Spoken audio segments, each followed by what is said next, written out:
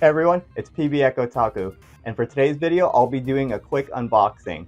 But before that, during one of my previous trips to the 99 store, I found some really cool Gundam action figures, the Gundam Infinity series to be exact, and they're about $4 each. Well, I was at the 99 store again, and they have been popping off recently because I found even more Gundam action figures there, and they're only $2 each, half the price of the previous ones that I found. So rather predictably,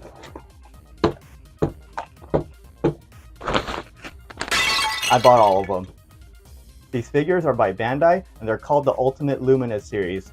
Their main thing is that they light up. Now there's two different figures with two different variations each, totaling with 4 figures. First we have the RX-78-2 Gundam, one with the beam saber, the other with the machine gun. Next we have the Zaku mobile unit. One is a normal Zaku, and the other one is Char's Zaku. Another thing to note is that batteries are included with the action figures. So with that out of the way, let's get these unboxed. As expected for Gundam merch, they require some assembly, so let's take care of that real quick. One eternity later. Okay, all of the Gundam are assembled. That really took a while, and I want to take this time to go over some of the downsides of these figures. Maybe this isn't a downside, but more a mistake on my part. These aren't actually action figures. They have no meaningful articulation.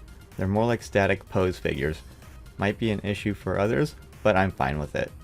Even though these figures are durable, they fall apart rather easily. Check this out. The figures kept falling apart even during the assembly process, and that made it much longer than necessary. Next, there are no instructions, so assembly can be confusing. It wasn't obvious there was a switch on the battery unit to turn the light on. I had to look up a video on how to do it.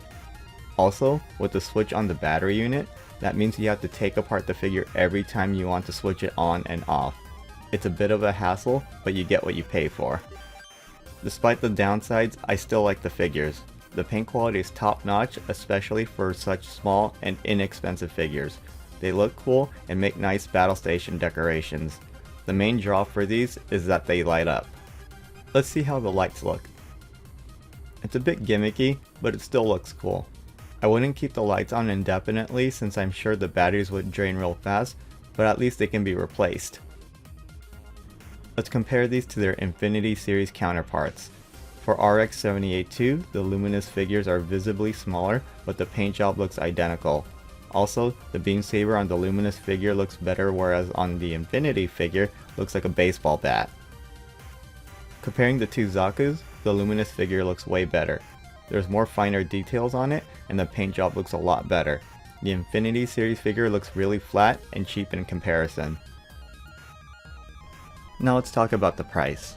When I looked on Amazon, the RX-78-2 figures were priced at about $6 each, the normal Zaku at $10, and Char's Zaku at about $11. The 99 store sold these for $1.99 each, from 1/5 to 1/3 of the price. That's a pretty great deal. And that does it for the unboxing. Even though these ended up not being action figures, I still think they're really cool. At $10 a piece, I probably wouldn't buy these, but at $2 each, I think it's an absolute steal and a must for any Gundam fan. I'm happy with my purchase. If any of these Gundam figures piqued your interest, run over to your local 99 store to see if you could take advantage of these deals. If you enjoyed the video, hit like and subscribe. My Patreon is linked in the description below. As always, contributing is never required, but any support you give me is appreciated. Once again, thanks for watching, and I'll see you in the next video.